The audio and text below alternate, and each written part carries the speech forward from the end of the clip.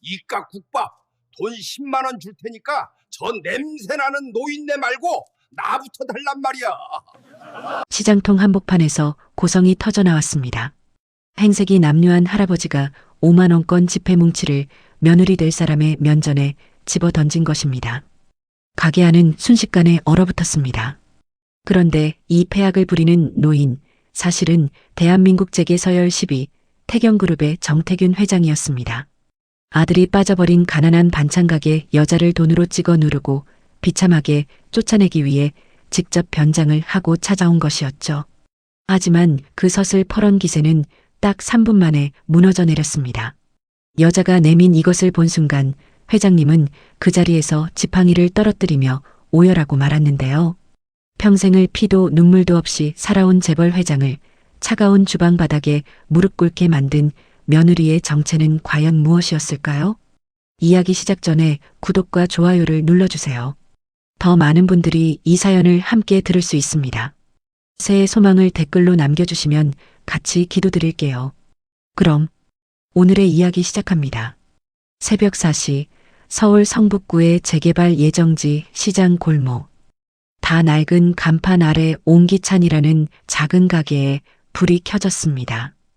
적막한 골목으로 규칙적인 칼질 소리가 울려 퍼졌습니다. 주인 오미정 씨였습니다.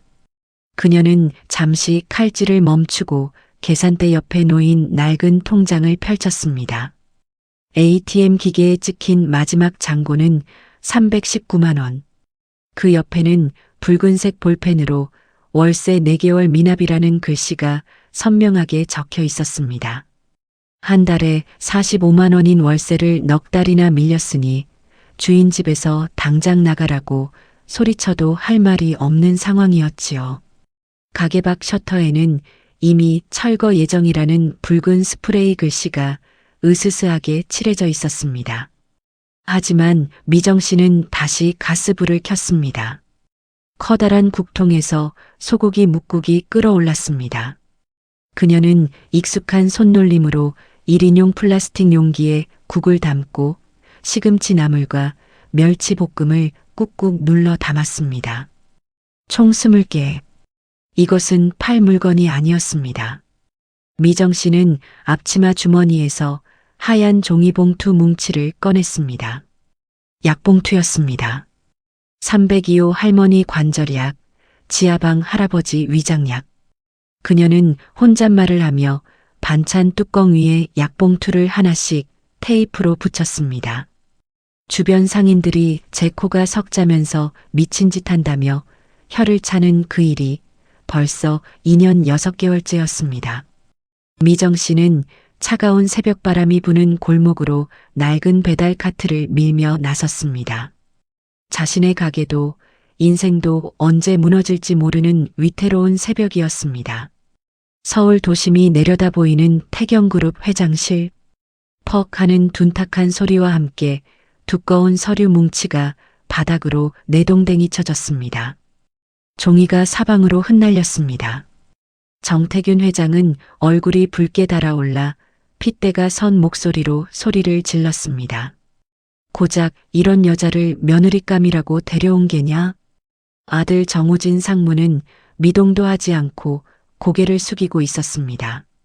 바닥에 떨어진 조사보고서 사진 속에는 낡은 앞치마를 두르고 배달통을 든 오미정 씨가 찍혀 있었습니다.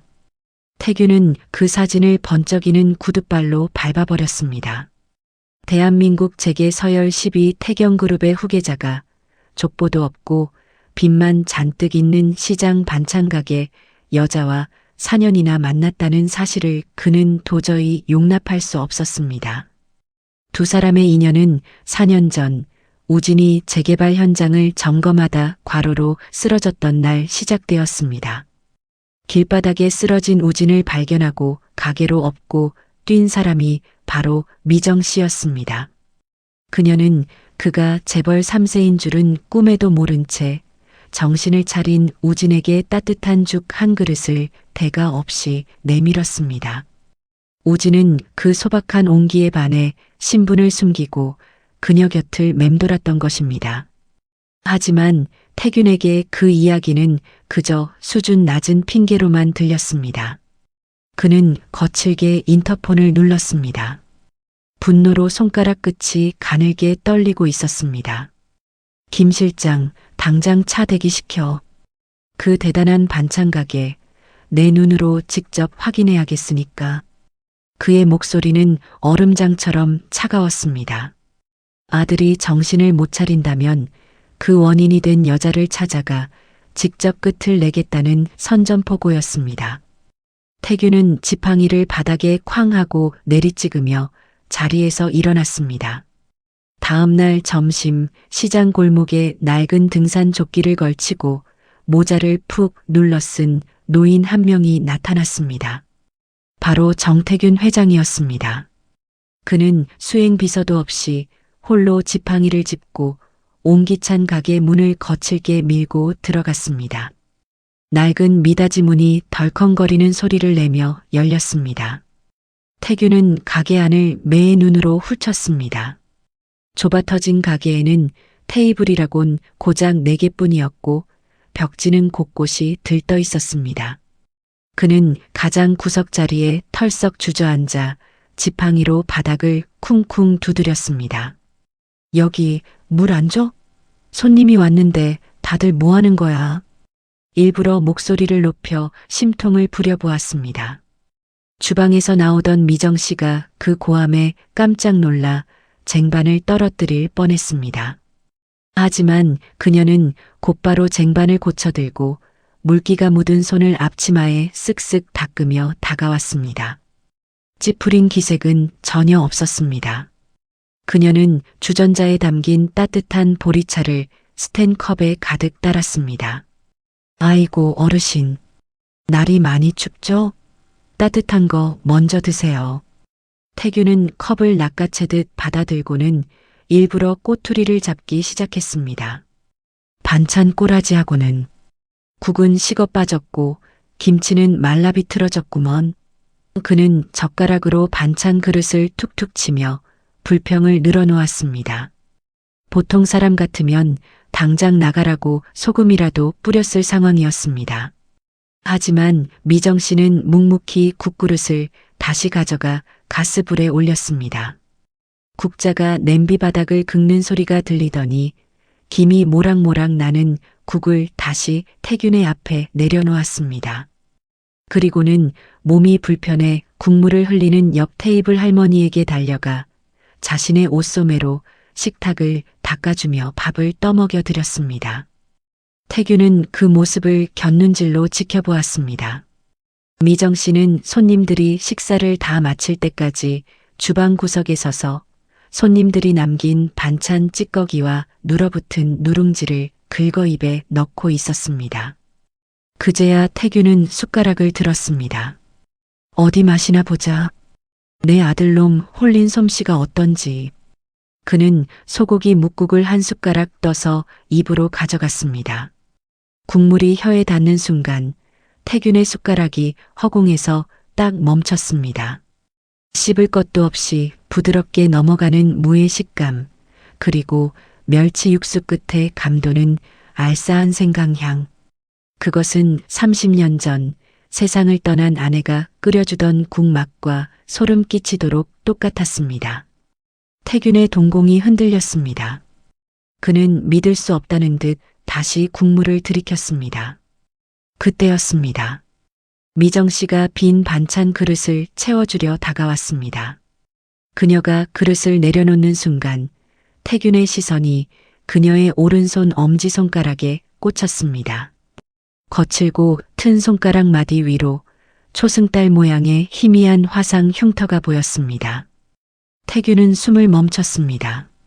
그 흉터는 낯선 것이 아니었습니다.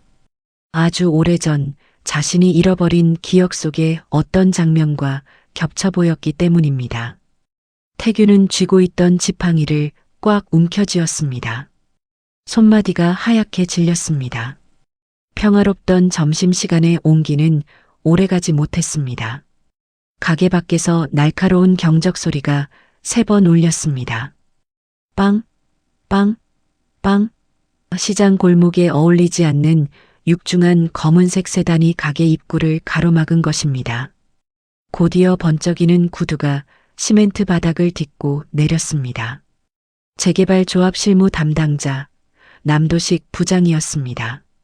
그는 양복바지 주머니에 손을 꽂은 채 껌을 짝짝 씹으며 가게 안으로 들어왔습니다. 아유, 냄새야. 이게 무슨 시궁창 냄새야? 남도식은 들어오자마자 코를 막으며 손을 휘휘 저었습니다. 식사를 하던 노인들이 흠칫 놀라 숟가락을 내려놓았습니다. 남도식은 구두 굽으로 바닥을 쿵쿵 찍으며 계산대 앞으로 걸어갔습니다.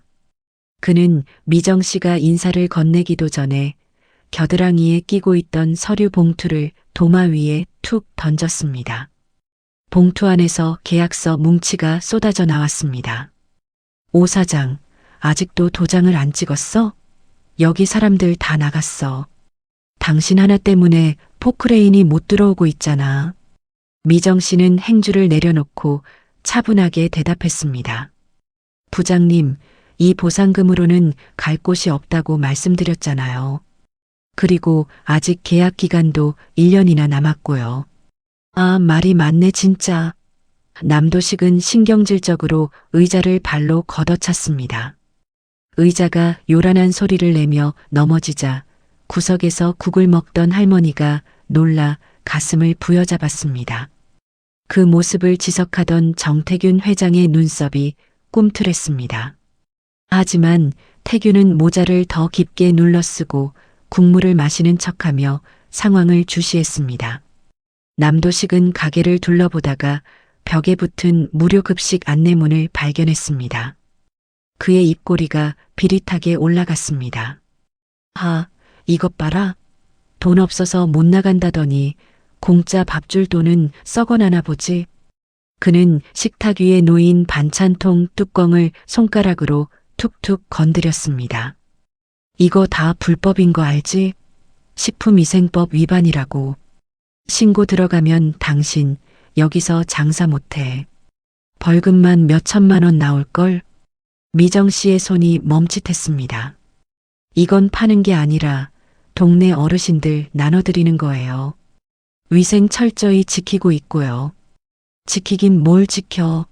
누가 배탈이라도 나서 신고하면 그게 증거지. 남도식은 주머니에서 스마트폰을 꺼내 주방 구석구석을 찍기 시작했습니다. 낡은 환풍기, 물기 젖은 바닥, 쌓여있는 식판들을 찍으며 혀를 찼습니다.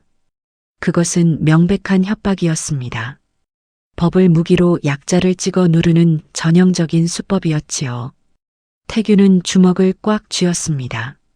자신이 평생 일궈온 태경그룹의 계열사가 고작 이런 양아치 같은 자에게 일처리를 맡겼다는 사실이 치욕스러웠습니다. 그때였습니다. 태균은 이 상황에서 미정 씨가 어떻게 행동할지 확인해 보고 싶어졌습니다. 위기에 몰렸을 때 사람의 진짜 바닥이 드러나는 법이니까요. 태균은 일부러 숟가락으로 식탁을 쾅 내리쳤습니다. 쨍그랑 하는 소리에 남도식과 미정 씨의 시선이 동시에 쏠렸습니다. 이봐, 주인장. 태균은 쩌렁쩌렁한 목소리로 소리쳤습니다. 저런 놈 상대하느라 내 밥은 언제 줄 거야? 배고파 죽겠는데. 미정 씨가 당황하며 고개를 숙였습니다. 죄송해요, 어르신. 금방 갖다 드릴게요. 미정 씨는 급히 국을 퍼서 쟁반에 담으려 했습니다. 그런데 바로 그때 가게 문이 열리며 허리가 굽은 폐지 줍는 김 노인이 들어왔습니다. 김 노인은 다리를 절뚝이며 들어와 자리에 힘겹게 앉았습니다. 미정 씨는 국을 퍼담던 국자를 잠시 멈추고 김 노인을 바라보았습니다.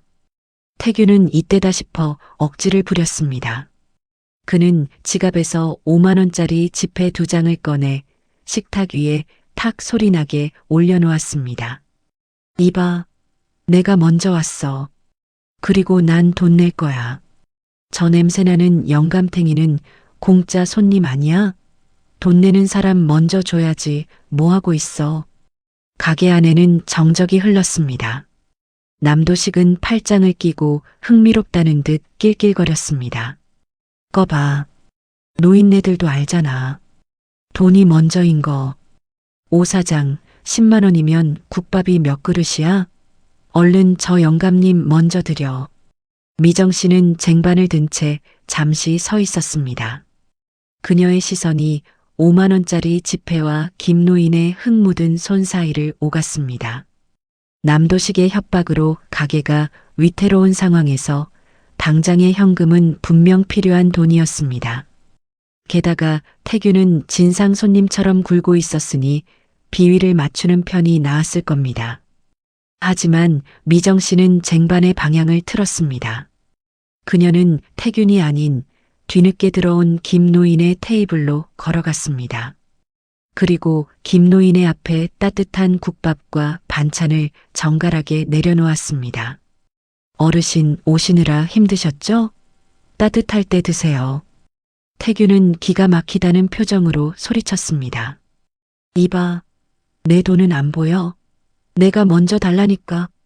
미정 씨는 김노인의 수저를 챙겨드린 후 태균에게 다가와 정중하지만 단호한 목소리로 말했습니다. 손님 죄송합니다. 하지만 저 어르신은 당뇨가 있으셔서 제때 식사를 못하시면 쓰러지세요. 손님은 건강하시니 조금만 기다려주세요. 돈은 순서와 상관없습니다. 그녀는 태균이 내민 10만 원을 집어 다시 태균의 손에 쥐어주었습니다. 그리고 국밥값은 6천 원입니다. 거스름 돈이 없어서 그러니 나중에 천천히 주세요. 미정 씨는 다시 주방으로 들어가 태균의 몫을 새로 담기 시작했습니다. 식은 국이 아니라 새로 끓어오르는 뜨거운 국을 담기 위해서였습니다. 그 모습을 지켜보던 남도식의 얼굴이 일그러졌습니다. 아, 진짜 웃기는 여자네.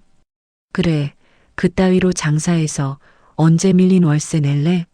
너 오늘 선택 잘못한 거야. 남도식은 침을 퇴뱉더니 미정 씨를 향해 삿대질을 했습니다. 내일 구청 위생과에서 나올 거야. 각오해. 그리고 이 가게 앞 내일부터 공사 펜스 칠 거니까 그런 줄 알아. 남도식은 씩씩거리며 가게를 나갔습니다. 문이 부서져라 닫히는 소리에 가게가 윙윙 울렸습니다. 하지만 미정 씨는 떨리는 손을 앞치마 뒤로 감추고 다시 묵묵히 도마질을 시작했습니다. 탁, 탁, 탁, 탁. 규칙적인 칼질 소리가 다시 골목을 채웠습니다.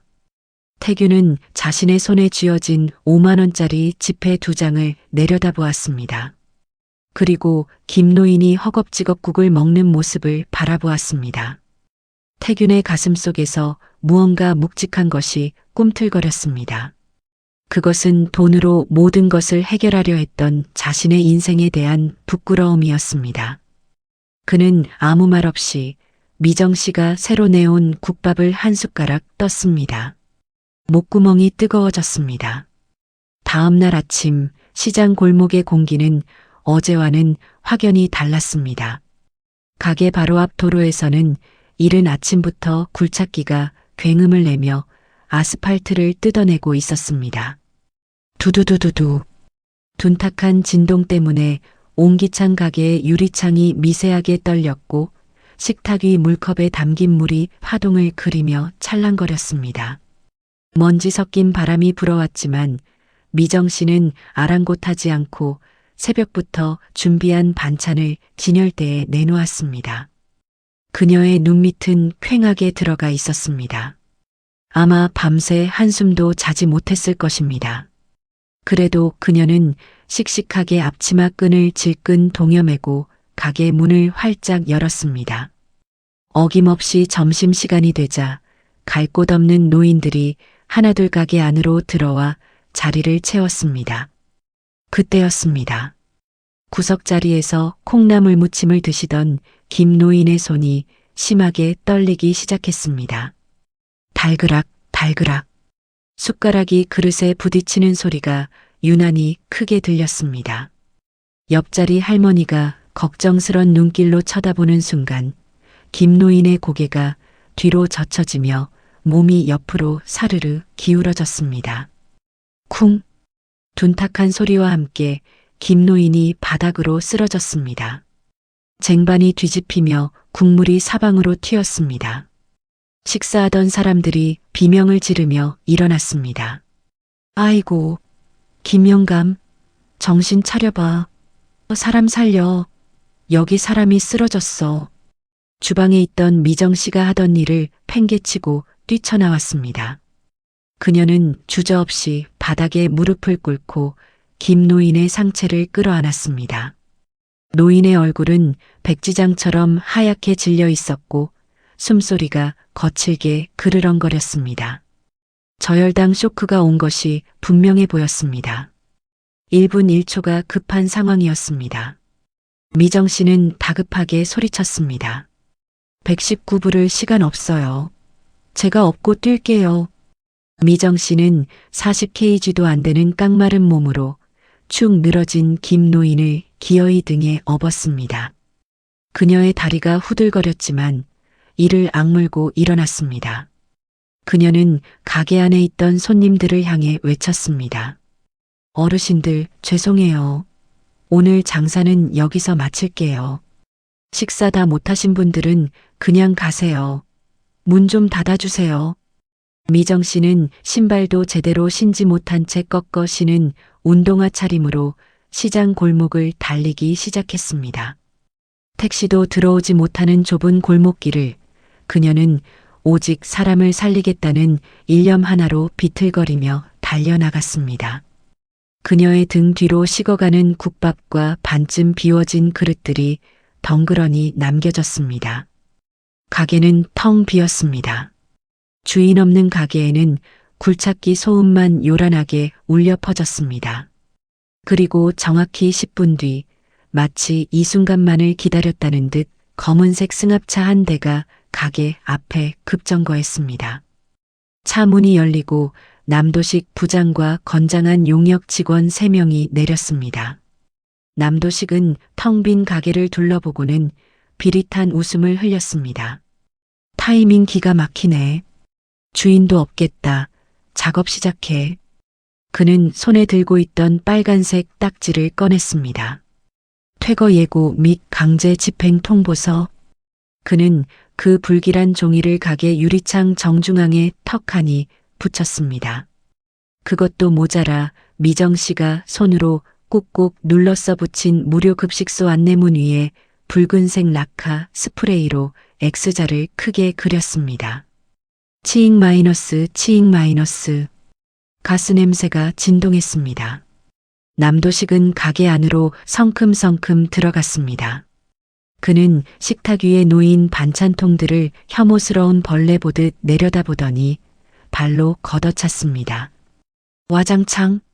플라스틱 반찬통이 바닥을 구르며 멸치볶음과 시금치가 흙바닥에 쏟아졌습니다. 야, 집기 다 빼. 어차피 불법 점유야. 싹 다 드러내서 트럭에 실어. 용역 직원들이 가게 안을 휘젓기 시작했습니다. 의자가 밖으로 던져지고 육수를 끓이던 곰솥이 바닥에 나뒹굴었습니다. 가게는 순식간에 아수라장이 되었습니다. 시장 상인들이 소란스러운 소리에 놀라 하나둘 모여들었지만 남도식의 험악한 표정과 덩치 큰 직원들을 보고는 누구 하나 나서지 못했습니다. 그저 발만 동동 구르며 안타까워할 뿐이었습니다. 그때 가게 구석에 놓여 있던 미정 씨의 낡은 가방이 남도식의 눈에 들어왔습니다. 그는 가방을 거꾸로 들어 탈탈 털었습니다. 동전 몇 개와 꼬깃꼬깃한 1,000원짜리 지폐, 그리고 미정 씨가 매일 밤 적던 가계부가 바닥에 떨어졌습니다. 남도식은 가계부를 구둣발로 비벼지시겼습니다. 그것은 미정 씨의 삶을 짓밟는 것과 다름없었습니다. 잘 들어. 이 여자가 도망간 거야. 빚쟁이들 피해서 야반도주한 거라고. 알겠어? 남도식은 구경하던 상인들에게 으름장을 놓았습니다. 그는 가게 셔터를 강제로 내리게 하고 자물쇠를 채운 뒤 그 위에 유치권 행사 중이라는 노란색 테이프를 칭칭 감았습니다. 가게는 완전히 봉쇄되었습니다. 이제 미정 씨가 돌아와도 가게 안으로 들어갈 수 없게 된 것입니다. 이 모든 광경을 지켜보는 시선이 있었습니다. 골목 맞은편 썬팅이 짓게 검은색 세단 아니었습니다. 뒷좌석에 정태균 회장은 차창을 조금 내린 채 핏발선 눈으로 그 참혹한 현장을 응시하고 있었습니다. 그의 손은 지팡이를 부러뜨릴 듯 꽉 쥐고 있어 하얗게 질려 있었습니다. 저런 천하의 몹쓸 놈들. 태균의 입에서 낮은 신음 같은 분노가 터져나왔습니다. 당장이라도 차 문을 열고 나가 지팡이로 저들의 머리통을 후려갈기고 싶었지만 옆자리에 앉은 이상철 전무가 조용히 태균의 팔을 잡았습니다. 회장님, 아직입니다. 확실한 증거가 필요합니다. 지금 나가시면 단순 폭행 시비로 끝납니다. 이상철 전무는 침착하게 자신의 스마트폰을 들어 보였습니다. 화면에는 녹음 중임을 알리는 붉은 점이 깜빡이고 있었습니다. 그리고 창문 틈으로 고성능 마이크가 향해 있었습니다. 그때 가게 정리를 마친 남도식이 어딘가로 전화를 걸었습니다. 전무는 숨을 죽이고 마이크의 감도를 높였습니다. 스피커를 통해 남도식의 목소리가 선명하게 들려왔습니다. 예, 조합장님. 처리했습니다. 그 여자는 튀었어요. 네. 아, 경찰이요? 걱정 마십시오. 파출소장한테 벌써 봉투 찔러줬습니다. 신고 들어와도 출동 안 할 겁니다. 그냥 싹 밀어버리면 됩니다. 하하. 결정적인 증거였습니다. 공권력 매수와 불법 강제 집행 지시가 담긴 육성이 고스란히 녹음되었습니다. 태균은 눈을 감고 깊은 숨을 몰아쉬었습니다. 분노가 가슴 끝까지 차올랐지만 그는 차갑게 가라앉히려 노력했습니다. 이 분노는 단순한 화풀이로 끝낼 것이 아니었습니다. 저들의 뿌리까지 뽑아버리기 위한 연료로 써야 했습니다. 30분 뒤 병원에서 돌아온 미정 씨는 골목 입구에서 털썩 주저앉고 말았습니다. 땀에 젖은 머리카락, 흙투성이가 된 무릎, 그리고 벗겨진 운동화. 그녀의 눈앞에 보이는 것은 노란 테이프로 칭칭 감긴 가게와 바닥에 뒹구는 반찬들이었습니다. 아, 미정 씨는 차마 소리조차 지르지 못했습니다. 입만 벙긋거리며 멍하니 닫힌 셔터를 바라보았습니다. 그녀가 노인을 살리기 위해 뛰었던 그 짧은 시간 동안 그녀의 유일한 삶의 터전은 산산조각이 나버렸습니다. 그녀는 떨리는 손으로 바닥에 떨어진 지식여진 가계부를 집어들었습니다. 흙을 털어내려 했지만 이미 찢어지고 더러워진 종이는 회복될 수 없었습니다. 지나가던 바람에 붉은색 딱지가 팔락거리는 소리만이 골목의 정적을 채웠습니다. 미정 씨는 셔터 앞에 웅크리고 앉아 고개를 무릎에 파묻었습니다. 어깨가 작게 들썩였습니다. 하지만 울음소리는 들리지 않았습니다. 너무나 큰 절망 앞에서는 눈물조차 나오지 않는 법이니까요. 차 안에서 그 모습을 지켜보던 태균은 마침내 결심한 듯 눈을 떴습니다. 그의 눈빛은 더 이상 방관자의 것이 아니었습니다. 그것은 심판자의 눈빛이었습니다. 그는 앞 좌석의 기사에게 짧고 굵게 명령했습니다. 출발해. 본사로 간다. 내일 아침 법무팀 전원 소집시켜. 검은 세단이 미끄러지듯 골목을 빠져나갔습니다. 이제 진짜 전쟁이 시작될 차례였습니다. 오전 10시 옹기창 가게 앞은 전쟁터나 다름없었습니다. 남도식 부장은 어제 붙여둔 노란색 유치권 행사 중 테이프 앞에서 구청 직원과 경찰에게 담배를 권하며 너스레를 떨고 있었습니다. 아, 글쎄. 이 여자가 야반도주했다니까요. 빚이 산더미라 감당이 안 된 거지. 우리는 법대로 집행하는 겁니다. 법대로. 미정 씨는 가게 구석에 쪼그리고 앉아 멍하니 그 모습을 바라보고 있었습니다. 그녀의 손에는 찢어진 가계부 조각이 들려 있었습니다. 아무도 그녀의 말은 들어주지 않았습니다. 경찰조차 남도식의 어깨를 두드리며 민원 안 생기게 잘 처리하세요라는 말만 남기고 등을 돌렸습니다.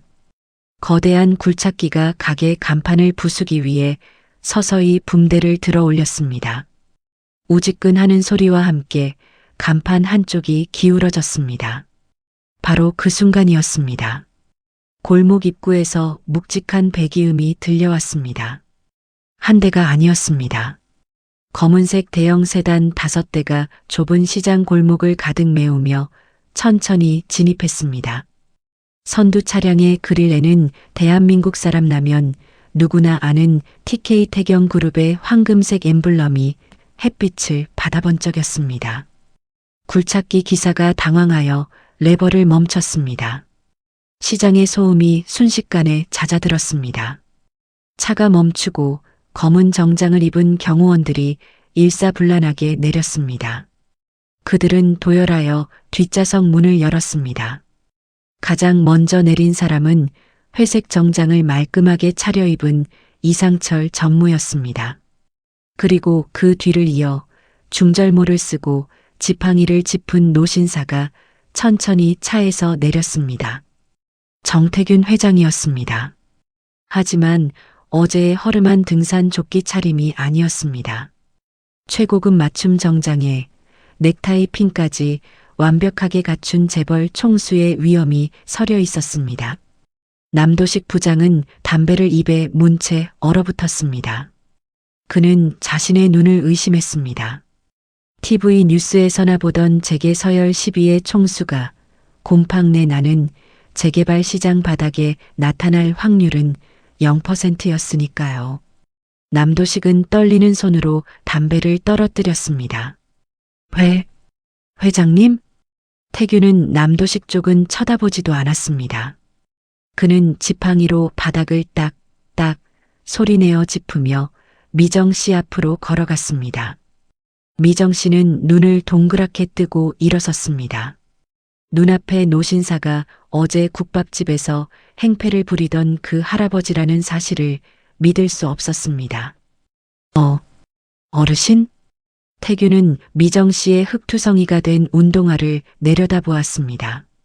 그리고 시선을 올려 그녀의 놀란 눈을 마주 보았습니다. 태균이 손을 내밀었습니다. 옆에 서 있던 이 전무가 서류 봉투 하나를 건넸습니다.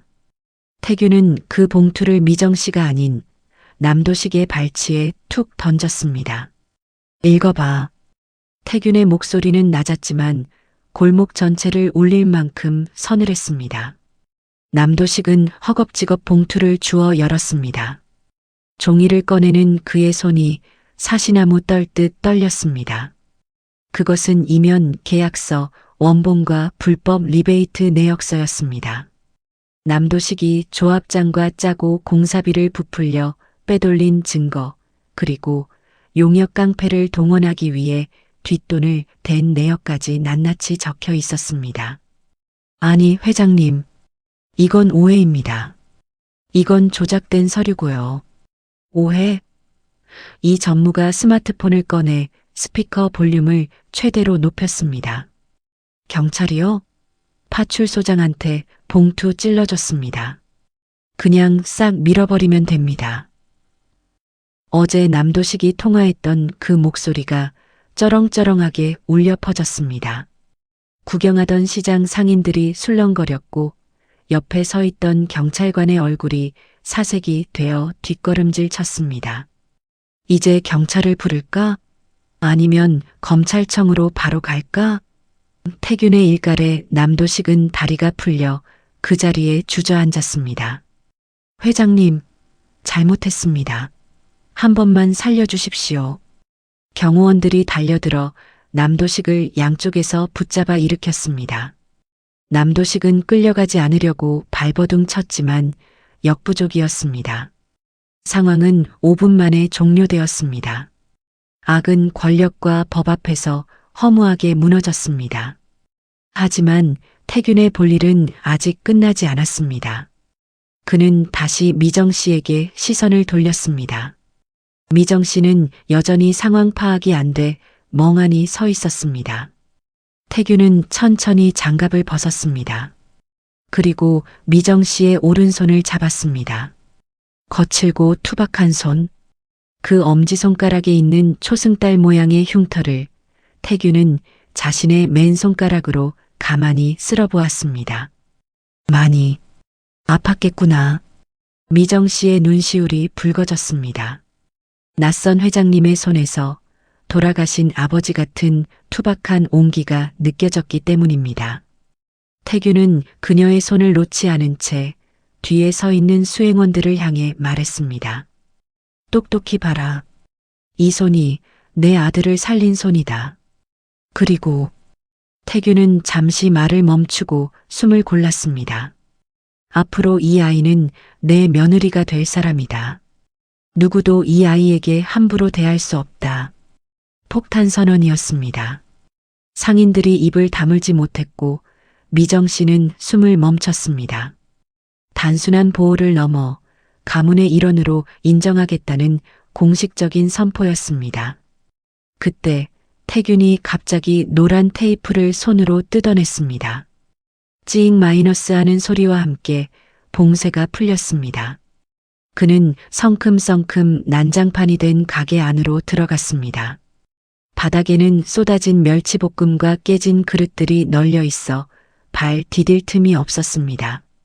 이 전무가 놀라 달려왔습니다. 회장님, 위험합니다.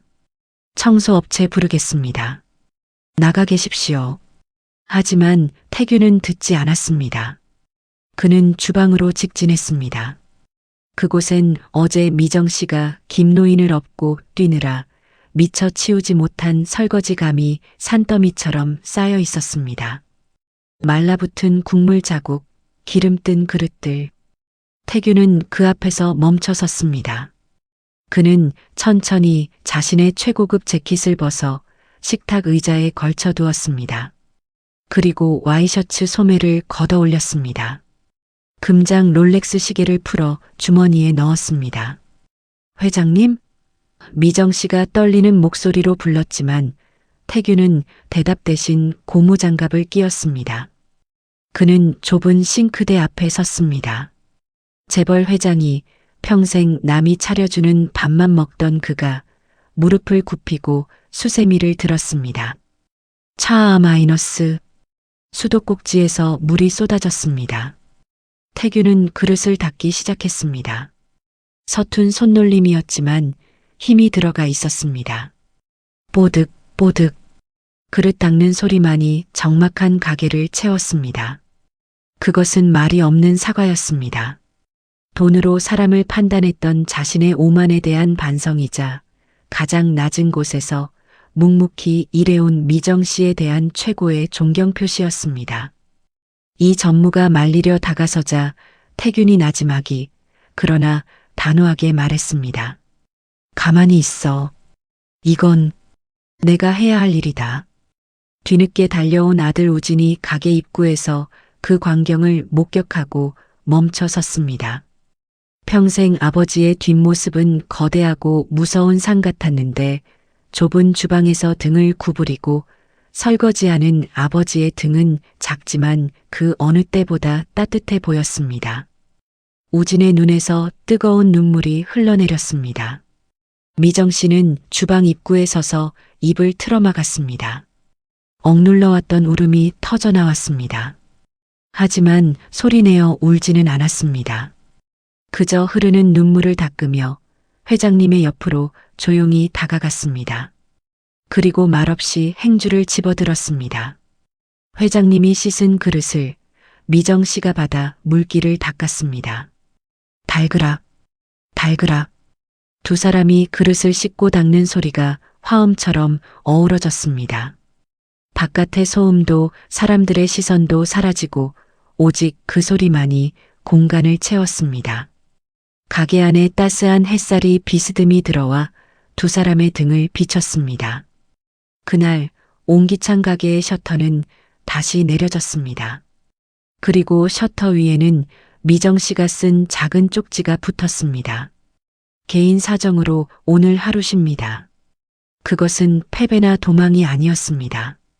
지난 4년간 쉼없이 달려온 그녀에게, 그리고 평생을 앞만 보고 달려온 회장에게 처음으로 주어진 진정한 휴식의 시간이었습니다.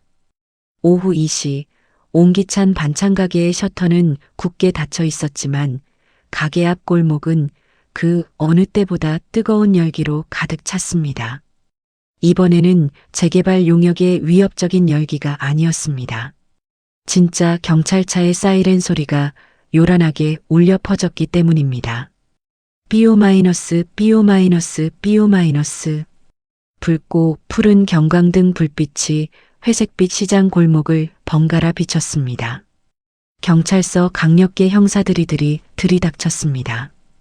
태경그룹 법무팀장이 제출한 녹취록과 이면 계약서는 더 이상 수사가 필요 없을 만큼 명백한 증거였습니다. 형사 한 명이 남도식 부장의 손목을 낚아채고 차가운 금속성 소리가 나는 수갑을 채웠습니다. 철컥. 그 소리가 어찌나 선명하던지 구경하던 상인들의 귀에 쏙 박혔습니다. 어제까지만 해도 법대로 하자며 큰 소리치던 남도식의 손목에 진짜 법의 족쇄가 채워진 것입니다. 남도식은 억울하다는 듯 고래고래 소리를 질렀습니다. 이거 내가 누군지 알아? 조합장님한테 전화해. 이건 함정이야. 하지만 형사들은 그를 거칠게 잡아 끌었습니다. 남도식은 질질 끌려가며 주변을 두리번거렸습니다. 평소 자신에게 굽실거리며 담배를 권하던 슈퍼주인 김씨, 떡집 박 여사, 그리고 자신의 눈치를 보느라 숨죽여 있던 노점상 할머니들의 얼굴이 보였습니다. 그는 지푸라기라도 잡는 심정으로 소리쳤습니다. 아줌마, 김 사장, 나 좀 도와줘봐. 내가 이 시장 재개발해서 다들 돈방석에 앉게 해준다고 했잖아. 남도식의 애원 섞인 고함이 골목을 메웠습니다. 하지만 시장의 반응은 싸늘했습니다. 예전 같으면 무서워서 피하거나 비위를 맞추려 달려들었을 사람들이었습니다. 그러나 지금은 달랐습니다. 떡집 방 여사는 들고 있던 행주를 툭 털더니 남도식과 눈이 마주치자마자 획 하고 등을 돌려버렸습니다. 슈퍼주인 김씨는 가게 앞에 내놓았던 평상을 말없이 안으로 들여놓고는 셔터를 반쯤 내려 시선을 차단했습니다. 욕설도 비난도 없었습니다. 그저 철저한 무시와 외면뿐이었습니다. 그것은 시장 사람들이 그에게 내릴 수 있는 가장 무겁고 무서운 형벌이었습니다. 당신은 우리 공동체의 일원이 아니며 인간 대접을 받을 자격조차 없다는 무언의 선고였지요. 남도식의 얼굴이 치욕으로 붉게 달아올랐습니다. 그는 더 이상 아무 말도 하지 못한 채 경찰차 뒷좌석에 구겨지듯 태워졌습니다. 경찰차가 떠나고 골목에는 다시 정적이 찾아왔습니다. 하지만 그 정적은 패배감이 아닌 안도감으로 채워져 있었습니다. 사건의 여파는 일파만파로 커졌습니다. 태경그룹 비서실의 움직임은 신속하고 정확했습니다. 다음 날 아침 9시 뉴스 속보 자막으로 사건의 전말이 흘러나왔습니다. 속보 성북구 재개발 조합 비리 적발. 조합장 등 4명 구속 단독 건설사 간부, 용역동원에 영세 상인 협박. 녹취록 공개. TV 화면에는 모자이크 처리된 남도식과 조합장이 포승줄에 묶여 검찰청으로 이송되는 장면이 나왔습니다. 경로당에 모여 뉴스를 보던 어르신들이 무릎을 치며 아이고 속 시원하다 를 연발했습니다. 정태균 회장의 청소는 외부에서 끝나지 않았습니다. 그는 그룹 본사로 복귀하자마자 긴급 임원 회의를 소집했습니다. 회의실 공기는 얼음장처럼 차가웠습니다. 태균은 남도식과 결탁하여 불법 하도급을 묵인했던 태경건설 담당 임원 2명을 그 자리에서 즉각 해임했습니다. 회사의 이익보다 중요한 건 사람의 도리다. 내 얼굴에 먹칠을 한 대가는 혹독할 것이다. 태균의 불호령에 임원들은 숨소리조차 내지 못했습니다. 그것은 단순히 며느리가 될 사람을 위한 복수가 아니었습니다. 평생 정도 경영을 외쳐왔던 자신의 기업 철학을 바로 세우는 과정이었습니다. 일주일 후 시장 골목에는 또 다른 변화가 찾아왔습니다. 흉물스럽게 서 있던 공사 펜스가 철거되고 그 자리에 깔끔한 천막이 쳐졌습니다. 천막 앞에는 상생협력 선포식이라는 현수막이 걸렸습니다. 정태균 회장은 재개발 계획을 전면 수정했습니다. 싹 밀어버리고 아파트만 짓는 방식이 아니었습니다. 기존 시장 상인들이 계속 장사할 수 있도록 1층과 2층을 현대식 상가로 조성하고 입주권을 100% 보장하는 상생형 주상복합 모델을 제시한 것입니다. 단상에 오른 정우진 상무가 마이크를 잡았습니다. 그는 더 이상 넥타이를 맨 재벌 3세의 모습이 아니었습니다. 소매를 걷어붙인 와이셔츠 차림으로 상인들 한 명 한 명과 눈을 맞추며 또박또박 약속했습니다. 저희 태경그룹은 이곳의 추억과 삶을 부수지 않겠습니다. 여러분이 지켜온 이 골목이 더 따뜻해질 수 있도록 저희가 튼튼한 지붕이 되어드리겠습니다. 우진의 진심 어린 발표가 끝나자 상인들 사이에서 박수가 터져나왔습니다. 누군가는 눈물을 훔치기도 했습니다. 쫓겨날 걱정에 밤잠을 설치던 날들이 끝나는 순간이었습니다. 그리고 가장 중요한 작업이 남았습니다. 바로 상처 입은 옹기창 가게를 되살리는 일이었습니다. 이 작업에는 대기업의 돈이 아니라 사람의 손길이 모였습니다. 주말 아침 페인트 통과 붓을 든 자원봉사자들이 모여들었습니다. 그 중에는 미정 씨가 구해준 김노인의 아들도 있었고 매일 공짜 밥을 얻어먹던 폐지수거 할머니도 있었습니다. 치익 마이너스 싹싹. 벽에 칠해진 붉은색 철거 스프레이 자국 위로 하얀색 페인트가 덧칠해졌습니다. 험악했던 X자 표시가 지워지고 그 자리에 깨끗한 흰색 벽이 드러났습니다. 마치 미정 씨의 마음속 상처가 아무는 과정 같았습니다. 부서진 간판은 태경그룹 디자인팀에서 새로 제작해 달았습니다. 화려하지 않았습니다. 미정 씨가 쓰던 글씨체 그대로 따뜻한 원목 간판에 옹기찬 따뜻한 밥상이라는 글자를 새겨 넣었습니다. 가게 내부도 달라졌습니다. 찌그러진 냄비들은 반짝이는 새 스테인리스 주방기구로 교체되었고 덜컹거리던 의자 다리에는 푹신한 보호 캡이 씌워졌습니다. 하지만 가게의 구조는 바꾸지 않았습니다. 단골 어르신들이 익숙하게 찾아앉던 그 자리 배치 그대로였습니다. 변한 것은 편리함뿐 그 안에 담긴 정겨움은 그대로 남겨두었습니다. 모든 수리가 끝난 날 저녁, 가게 안조명이 환하게 켜졌습니다. 미정 씨는 깨끗해진 주방 한가운데 섰습니다. 반들반들한 조리대, 넉넉하게 채워진 쌀독, 그리고 냉장고 가득 채워진 신선한 식재료들. 미정 씨는 조리대를 천천히 쓰다듬었습니다. 차가운 스테인리스의 감촉이 손끝에 닿았지만 마음은 뜨거웠습니다. 그녀는 고개를 들어 벽에 걸린 달력을 보았습니다. 붉은 동그라미가 쳐진 날짜. 내일은 다시 가게 문을 여는 날이자 그녀가 다시 국을 끓여야 하는 날이었습니다. 가게 밖 어둠이 내린 골목에서 정태균 회장과 우진이 그 모습을 지켜보고 있었습니다. 태균은 흐뭇한 미소를 지으며 지팡이를 고쳐 잡았습니다. 가자.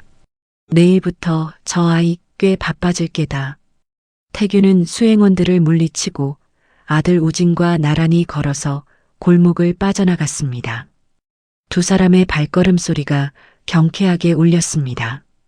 정의는 거창한 구호 속에 있는 것이 아니라 밥 굽는 사람 없이 모두가 발 뻗고 잘 수 있게 만드는 것. 그것이 태균이 깨달은 진짜 정의였습니다. 시장 골목의 가로등이 하나둘 켜지기 시작했습니다. 그 불빛 아래로 평온한 저녁이 내려앉았습니다. 이제 남은 것은 이 따뜻한 무대 위에서 펼쳐질 행복한 결말뿐이었습니다. 한 달이 지났습니다. 태풍이 휩쓸고 지나간 자리에 다시 고요하고 단단한 땅이 드러나듯 성북구 시장 골목에도 평온한 아침이 찾아왔습니다. 옹기찬 가게의 낡은 미닫이 문은 매끄러운 자동문으로 바뀌었지만 그 안에서 흘러나오는 냄새는 여전했습니다. 구수한 멸치 육수 냄새, 고소한 참기름 향기. 오전 11시 가게 안은 벌써부터 달그락하는 기분 좋은 소음으로 가득 찼습니다. 주방 안쪽 풍경은 조금 낯설지만 더없이 자연스러운 모습으로 변해 있었습니다. 말끔한 셔츠 소매를 걷어붙인 정우진 상무가 능숙하게 행주로 식탁을 닦고 있었고 그 옆에는 놀랍게도 정태균 회장이 앙치마를 두른 채 반찬 용기에 콩자반을 담고 있었습니다. 태균은 돋보기 안경을 코끝에 걸치고 콩자반이 흘러넘치지 않게 조심조심 숟가락을 움직였습니다. 천하의 태경그룹 회장이 결제 서류에 서명하는 것보다 더 신중한 표정으로 검은 콩을 세고 있는 모습이었습니다. 딸랑 마이너스. 경쾌한 종소리와 함께 점심 손님들이 들어오기 시작했습니다. 동네 터줏대감인 세탁소 아저씨와 폐지 줍는 김할머니였습니다. 예전 같으면 회장님의 위엄에 눌려 눈도 못 마주쳤겠지만 이제는 자연스럽게 인사를 건넸습니다. 왕 회장님, 오늘도 나오셨네? 솜씨가 많이 늘었소. 태균은 헛기침을 하며 쑥스러운 듯 웃었습니다. 에이, 아직 멀었습니다. 이 며느리한테 잔소리 안 들으려면 더 배워야 해요. 주방에서 국을 끓이던 미정 씨가 빙긋 웃으며 고개를 내밀었습니다. 그녀의 얼굴에는 지난 4년간 그림자처럼 드리워졌던 고단함과 불안이 씻은 듯 사라져 있었습니다. 점심 장사가 한바탕 폭풍처럼 지나간 오후 2시. 드디어 가족만의 늦은 점심시간이 되었습니다. 미정 씨는 손님상에 내는 것과 똑같은 하얀 쌀밥과 소고기 묵국, 그리고 갓 무친 겉절이를 쟁반에 담아왔습니다. 화려한 요리는 아니었지만 김이 모락모락 나는 가장 따뜻한 밥상이었습니다. 우지는 양복 안주머니에서 서류 봉투 하나를 꺼냈습니다. 예전 같으면 본사 회장실의 긴 테이블 위에서 보고되었을 월간 경영 보고서였습니다. 하지만 우지는 그것을 반찬이 놓인 4인용 식탁 위에 내려놓았습니다. 아버지, 이번 달 현장 점검 보고서입니다. 태균은 숟가락을 들다 말고 서류를 힐끗 보았습니다. 그리고는 고개를 저으며 숟가락으로 밥을 푹 떴습니다. 됐다. 현장 책임자가 알아서 하는 거지. 내 결제는 이 밥 한 끼면 충분하다. 그것은 아들에 대한 그리고 며느리에 대한 완전한 신뢰의 표현이었습니다. 우지는 미소 지으며 서류를 다시 집어넣었습니다. 이제 그의 현장은 차가운 사무실이 아니라 사람들의 온기가 살아있는 이곳이었으니까요. 세 사람은 둥근 식탁에 둘러앉았습니다. 보글보글 뚝배기에서 된장찌개가 끓는 소리가 정겹게 울렸습니다. 태균은 국물을 한술 떠서 입에 넣었습니다. 뜨거운 국물이 목을 타고 넘어가며 빈속을 따뜻하게 데워주었습니다. 그는 말없이 고개를 끄덕였습니다. 그때 미정 씨가 젓가락으로 생선살을 발라 태균의 밥그릇 위에 올려주었습니다. 아주 자연스러운 동작이었습니다. 아버님, 이거 드셔보세요. 오늘 고등어가 아주 실해요. 순간 태균의 숟가락이 허공에서 멈칫했습니다. 회장님도 어르신도 아닌 아버님이라는 호칭. 그 평범한 단어가 태균의 가슴을 쿵 하고 울렸습니다. 태균은 밥그릇에 놓인 하얀 생선 살을 내려다보았습니다. 30년 전 아내가 떠난 후 누군가가 자신의 밥숟가락 위에 반찬을 올려준 것은 처음이었습니다. 태균의 눈가가 촉촉해졌습니다. 그는 애써 눈물을 감추려 밥을 크게 한술 떠서 입안 가득 넣었습니다. 짭조름한 고등어와 달큰한 쌀밥이 입안에서 어우러졌습니다. 그것은 위로의 맛이었습니다. 외롭고 높기만 했던 회장의 자리에서 내려와 비로소 가족이라는 울타리 안으로 들어왔음을 실감하는 맛이었습니다. 그래, 맛이 좋구나. 아주 좋아. 태균은 떨리는 목소리로 대답했습니다. 그리고는 자신의 젓가락으로 큼직한 계란말이를 집어 미정 씨의 밥그릇에 놓아주었습니다. 너도 많이 먹어라. 살이 너무 빠졌어. 이제는 혼자 애쓰지 말고 든든히 먹어라. 미정 씨는 밥그릇을 내려다보다가 고개를 들었습니다. 태균의 눈빛은 더 이상 매서운 심판자의 눈이 아니었습니다. 그저 자식을 걱정하는 투박한 아버지의 눈빛이었습니다. 미정 씨의 눈에서 맑은 눈물이 툭 하고 떨어져 밥그릇 가장자리를 적셨습니다. 네, 아버지, 잘 먹겠습니다. 우진이 식탁 아래로 미정 씨의 손을 따뜻하게 잡았습니다. 미정 씨는 눈물을 훔치고 환하게 웃었습니다. 창밖으로 오후의 햇살이 길게 들어와 세 사람의 밥상을 비췄습니다. 식사가 끝나고 태균은 가게 앞 의자에 앉아 자판기 커피를 마셨습니다. 시장 골목은 여전히 시끌벅적했습니다. 생선 가게 아저씨의 호객 소리, 아이들이 뛰어가는 소리, 자전거 벨소리. 그 모든 소리가 예전에는 소음으로 들렸지만 지금은 살아있는 생명의 소리처럼 들렸습니다. 태균은 주머니에서 지갑을 꺼냈습니다. 그리고 가장 안쪽에 넣어두었던 낡은 흑백 사진 한 장을 꺼냈습니다. 젊은 날의 아내와 어린 우진이 웃고 있는 사진이었습니다. 그는 사진 속 아내에게 조용히 말을 건넸습니다. 여보, 이제 걱정 마. 우리 며느리, 당신만큼이나 국을 잘 끓여. 그리고 마음은 당신보다 더 따뜻해. 바람이 불어와 태균의 하얀 머리카락을 부드럽게 흩트려 놓았습니다. 가게 안에서는 다시 그릇 씻는 소리가 들려왔습니다. 달그락 싸 마이너스 물소리와 그릇이 부딪히는 소리가 마치 콧노래처럼 경쾌했습니다. 태균은 지그시 눈을 감고 그 소리를 들었습니다. 돈으로 쌓아 올린 빌딩 숲에서는 절대 들을 수 없었던 세상에서 가장 평화로운 음악이었습니다. 그는 커피 잔을 내려놓고 천천히 자리에서 일어났습니다. 이제 다시 들어가서 설거지를 도울 시간이었습니다. 진정한 부자는 가진 것이 많은 사람이 아니라 나눌 줄 아는 사람이라는 것. 그리고 행복은 높은 곳에 있는 것이 아니라 따뜻한 밥 한 끼와 마주 잡은 손의 온기 속에 있다는 것을 깨달은 오후였습니다. 오후의 햇살이 온기찬 간판을 비추고 골목에는 고소한 밥 냄새가 오래도록 머물렀답니다.